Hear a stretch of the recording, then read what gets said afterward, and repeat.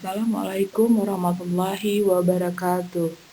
Semoga semuanya dalam keadaan sehat dan senantiasa dalam rahmat Allah Subhanahu wa taala. Bertemu lagi dengan Ibu dalam pelajaran Pendidikan Agama Islam dan Budi Pekerti. Hari ini kita akan membahas materi bab 3, yaitu tentang berpikir kritis.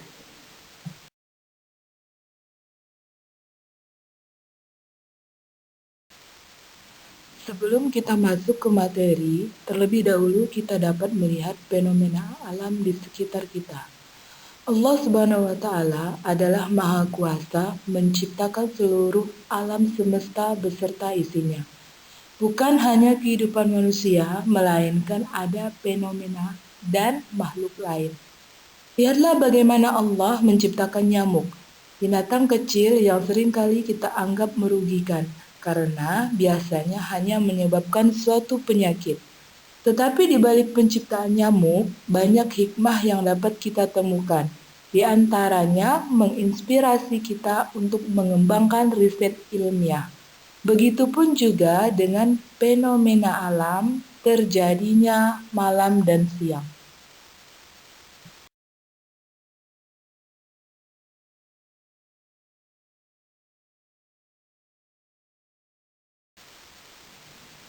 Sebelum lanjut ke materi, terlebih dahulu kita simak kompetensi inti berikut ini.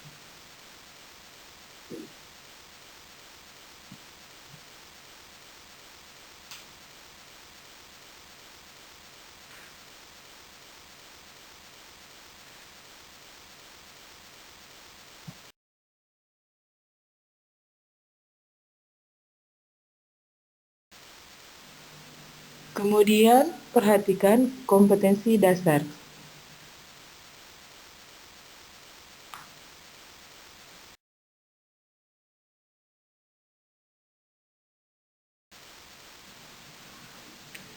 Lalu, perhatikan juga tujuan pembelajaran.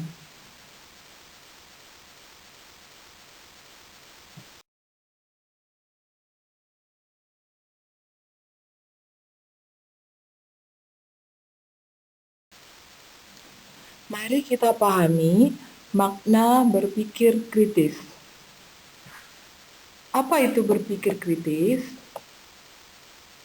Menurut Mertes, berpikir kritis adalah sebuah proses yang sadar dan sengaja yang digunakan untuk menafsirkan dan mengevaluasi informasi dan pengalaman dengan sejumlah sikap reflektif dan kemampuan yang memandu keyakinan dan tindakan. Maka dari itu, orang yang berpikir kritis berarti berusaha memecahkan masalah yang dihadapinya dengan cara menganalisis, mengevaluasi, menyelidiki, dan mengambil keputusan.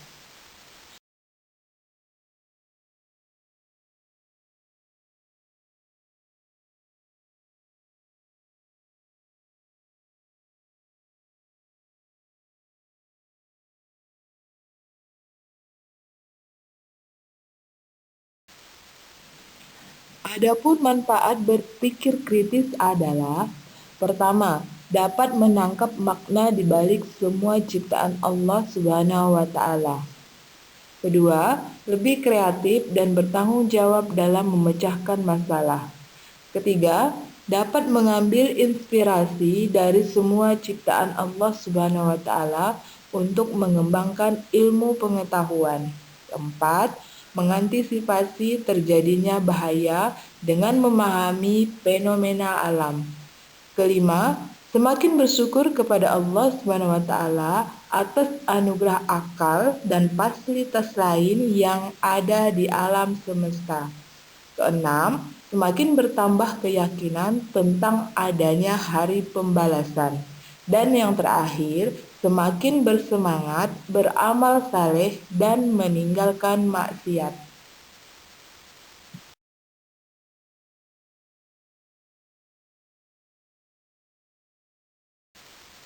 Lalu apa yang dimaksud berpikir kritis terhadap ayat-ayat Allah Subhanahu wa taala?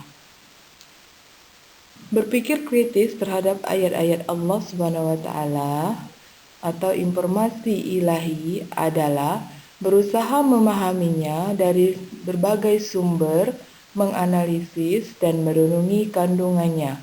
Kemudian menindaklanjuti dengan sikap dan tindakan positif.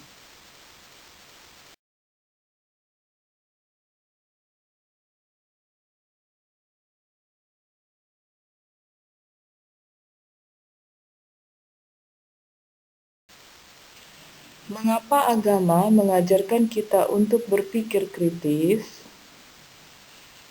Karena orang yang berpikir kritis mampu mencari kebenaran terhadap informasi yang ia peroleh dan tidak menerima begitu saja tanpa menyelidikinya. Ia akan berusaha mencari kebenaran di antaranya melalui petunjuk yang terdapat dalam Al-Quran dan hadis.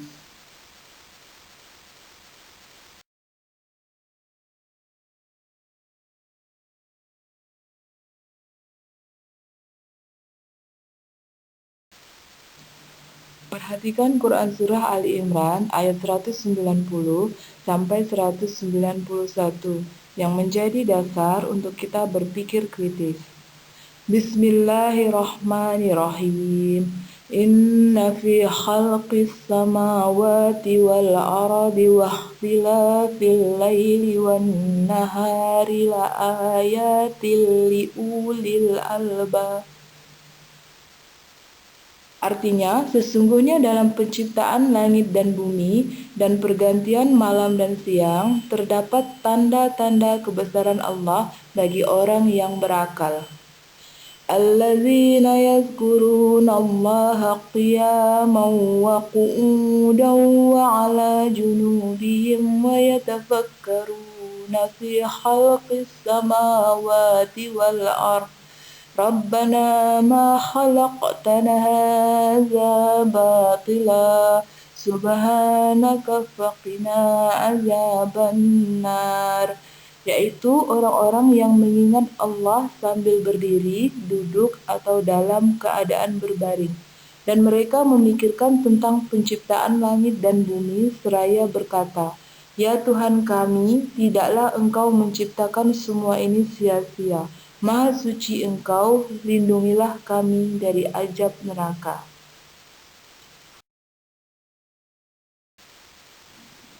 Bagaimana fenomena malam dan siang yang dijelaskan Allah di dalam Quran Surah Ali Imran ayat 190. Penciptaan langit dan bumi serta pergantian siang dan malam secara teratur merupakan salah satu tanda kebesaran Allah Subhanahu wa taala bagi orang-orang yang berakal dan dapat menjadi inspirasi untuk menjadi penelitian. Di antaranya menghasilkan perhitungan waktu bagi kehidupan manusia.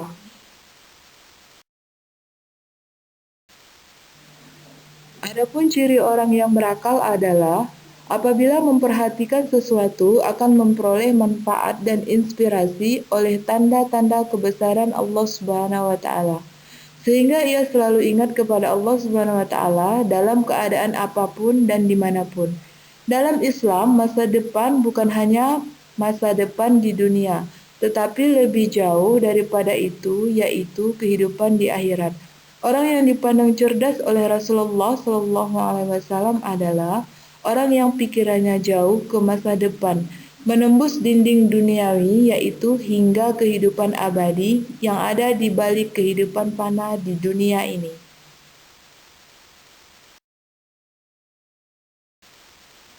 Dalam menganalisis Quran Surah Ali Imran ayat 190 sampai 191, kita juga akan membahas tentang hukum bacaan. Kita batasi di sini, kita hanya membahas tentang hukum bacaan nun mati dan tanwin. Nun mati dan tanwin akan menyebabkan terjadinya beberapa hukum bacaan, yaitu pertama, ijral halki. Apabila nun mati atau tanwin bertemu dengan 6 huruf, yaitu alif, ha, ain, ha, ain, dan ha. Kemudian yang kedua, nun mati atau tanwin akan menyebabkan hukum bacaan idgham bi gunnah apabila bertemu dengan huruf ya, nun, mim, dan waw. Yang berikutnya, nun mati dan tanwin juga akan menyebabkan hukum bacaan idgham bila gunnah apabila bertemu dengan dua huruf, yaitu lam dan ra. Yang keempat, menyebabkan ijhar mutlak apabila bertemu dengan huruf iya dan waw. Yang kelima, menyebabkan hukum bacaan iqlab apabila nun mati dan tanwin bertemu dengan huruf ba. Dan akan menyebabkan ikhfa hakiki apabila nun mati dan tanwin bertemu dengan 15 huruf, yaitu ta, sa, jim, dal, zal, zai, sin, shin, sad, dad, ta, za, fa, qaf, dan kaf.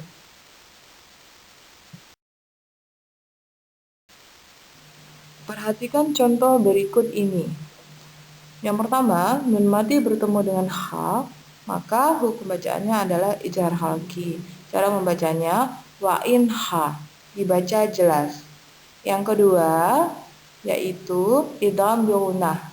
Terjadi karena ada huruf tanwin bertemu dengan huruf waw. Maka bacanya dilebur dengan dengung. Ummatau, ummatau wahidatau. Kemudian yang ketiga, idgham bila gunnah. Idgham bila gunnah terjadi apabila ada nun mati atau tanwin bertemu dengan huruf lam. Contohnya musaddiqal lima, maka dilebur tanpa dengung. Kemudian berikutnya ijhar mutlak, satu kata yaitu bunya. Yang berikutnya, hukum bacaan iqlab apabila nun mati atau tanwin bertemu dengan huruf ba. Contohnya mimba. Dan yang terakhir adalah ikhfa hakiki apabila nun mati atau tanwin bertemu dengan salah satu 15 huruf. Contohnya kuntum, maka dibaca samar-samar dengan dengung.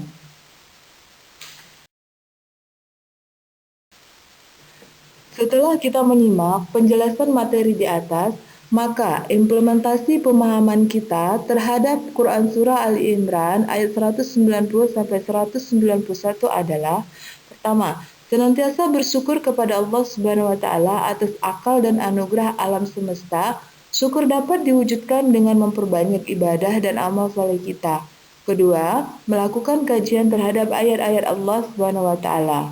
3. Menjadikan ayat Al-Quran sebagai inspirasi mengembangkan ilmu pengetahuan. 4. Senantiasa berpikir jauh ke depan dan termotivasi menjadi orang visioner. Yang terakhir, memotivasi diri dan berpikir kritis dalam merespon semua gejala dan fenomena alam yang terjadi. Demikianlah pertemuan kita pada kali ini. Semoga apa yang kita pelajari bermanfaat untuk kita semuanya. Ibu akhiri, wassalamualaikum warahmatullahi wabarakatuh.